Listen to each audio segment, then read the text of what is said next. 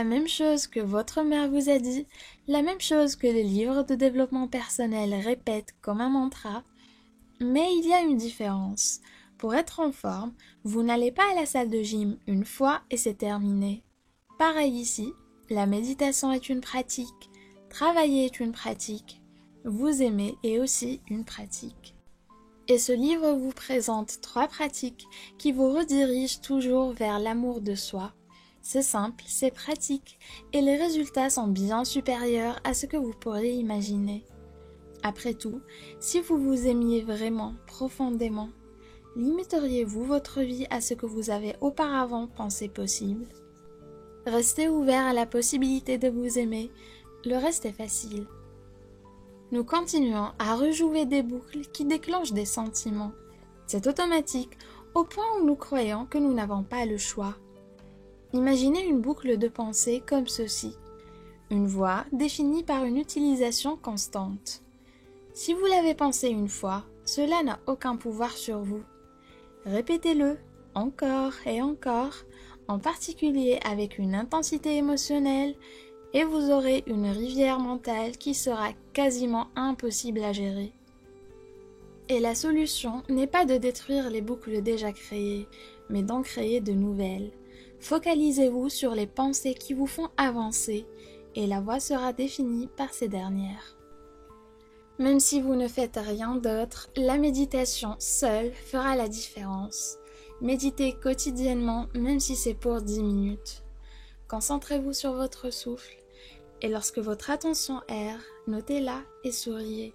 Souriez comme si c'était un enfant qui faisait une bêtise, et revenez à votre souffle. Vous pouvez utiliser un morceau de musique instrumentale. D'ailleurs, je vous laisse dans la barre d'infos la musique que j'utilise personnellement pour méditer. Écouter la même musique à chaque fois agit comme un ancre qui vous plonge immédiatement dans un état de méditation. En côtoyant les autres et en réagissant à leurs émotions négatives, posez-vous cette question. Si je m'aimais vraiment et profondément, est-ce que je me laisserais vivre cela?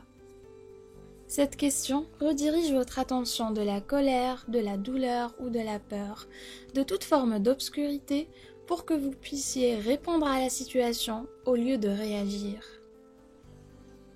Ce que nous croyons, c'est ce que nous poursuivons.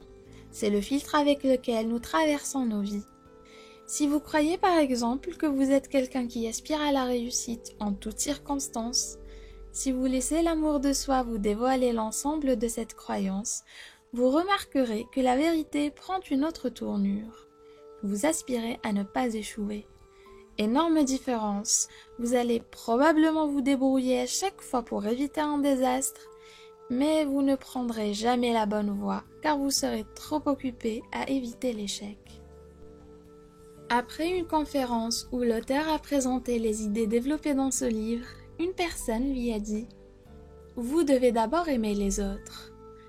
Et il a respectueusement exprimé son désaccord. C'est comme ce qu'on vous dit lors des instructions avant le vol. En cas d'urgence, si les masques d'oxygène tombent d'en haut, mettez le vôtre avant d'aider quelqu'un d'autre. Lorsqu'on commence à s'aimer soi-même, un changement opère à l'intérieur de vous. La peur renforce l'ego, l'amour l'adoucit. Cela vous permet d'être plus ouvert et vulnérable. Il sera naturel d'être aimable avec les autres, même s'ils ne le sont pas toujours. Et quand vous trouvez que c'est difficile, vous avez les ressources, la boucle, la méditation et la question pour revenir à l'amour de soi. Un pouvoir y réside. Au lieu de réagir aux situations, vous vous retrouverez en train de choisir comment vous voulez être.